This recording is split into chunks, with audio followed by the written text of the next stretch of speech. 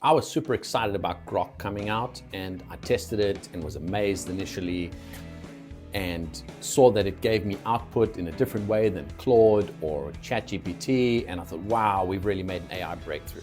Once again, as you start to use it, you start to see the same format over and over again and recognize that it isn't giving you a different format because it has intelligently recognized that this is the best format for the prompt that you gave it. It's giving you a different format because it was programmed to. So the interesting thing about these three tools, Claude, ChatGPT, and Grok. Claude is the bullet point AI. It's like, it just loves giving you bullet point. It's been programmed to at the end, programmed or trained at the end to be like, is there anything else I can help you with on this? It's irritating because you recognize you're talking to something that has absolutely no cognizance of what it's saying. It's just spewing statistically correct words chained one after the other. Grok was very interesting. I definitely like the fact that you can say, search for something on the internet. These things don't think, but it tends to get more confused than Claude does, where with Claude, you can ask it a series of complex questions and it tends to go in the direction that you want it to.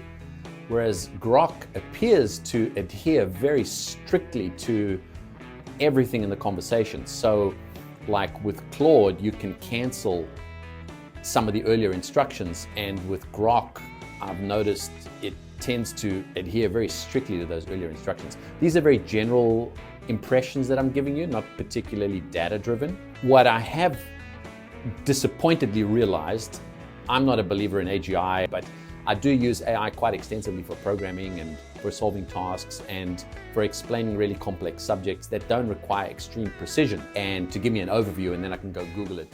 But I really did feel that Grok had made a breakthrough, and I recognized that I fell into the trap of the hype. I've been one of the people who fell out of the AI hype a while ago with people like Sam Altman and others touting AGI. And whereas I didn't fall into the AGI narrative about Grok, I really felt that we had made a breakthrough in this particular AI. And unfortunately, as I've started to use this quite extensively, I've started to recognize many of the similar limitations that previous AIs have had, which is that they are not intelligent.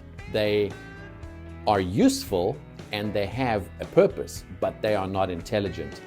And it was interesting that I fell for that hype because they had great marketing. Grok has great marketing. I love the name because I'm a science fiction guy. I knew Robert Heinlein's story, and it's an exciting space, AI, but it's still overhyped. It's super overhyped.